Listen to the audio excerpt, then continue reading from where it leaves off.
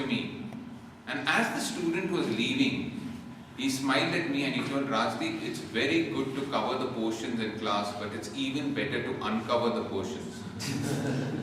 And that message stuck with me. So when I got the theme of the day this time, when you don't judge your days by the harvest you reap, but by the seeds you sow, it's so very true. We are always so focused on the results and the outcome that we generally forget about the process which is involved. And it is the process which gives us the happiness, the journey which gives us the happiness. Imagine all of you all when you all decided what you all wanted to become 10 years back. And you might have had some goals. You might have had a goal of completing your degree or having a good marriage or collecting this much money. But all those goals, even after they have been received, you all are still not happy today because you all have set new goals. Because you all are again looking at the harvest. You are again looking at what you want to achieve from here. Isn't it?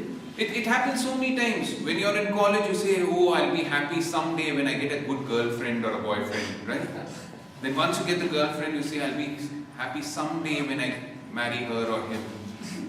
Then when you marry her or him, I'll be happy someday when I go for my honeymoon. And you come back from the honeymoon, you say, I'll be happy someday when I get a nice child. When you get a kid, I'll be happy someday when this boy gets admitted into a good school.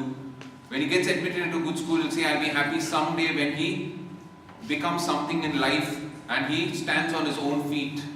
When he stands on his own feet, I'll be happy when he actually gets married and he gets a child. And by the time he gets a child and you decide that you have to go and be happy, you'll be remembering that, oh, I've forgotten to be happy because you're already on the way to the grave, correct?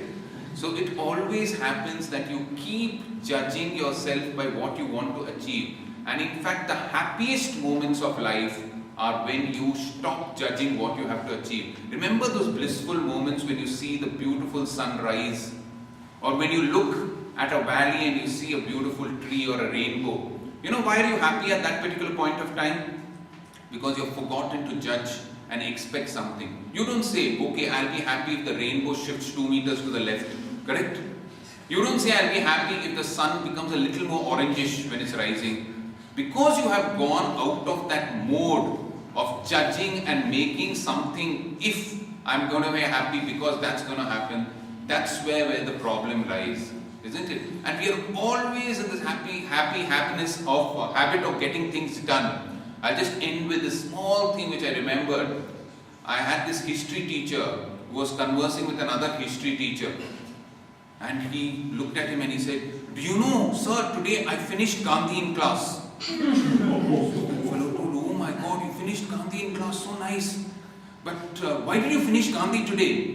He told, I finished Gandhi today because I have to finish Nehru tomorrow. We are in the habit of finishing, but we forget the journey. But one person who hasn't forgotten the happiness of the small things in life and who lives each moment in a blissful manner is our MC for the day. He's a software engineer by profession, a very, very well-roasted event manager, a master of ceremonies, a great speaker. He's gone to the district 3 times. He's made our club proud several times. An amazing speaker, a better human being, and one of the most fascinating Toastmasters of Bangalore Toastmasters Club. Please welcome on stage Anmol Garg.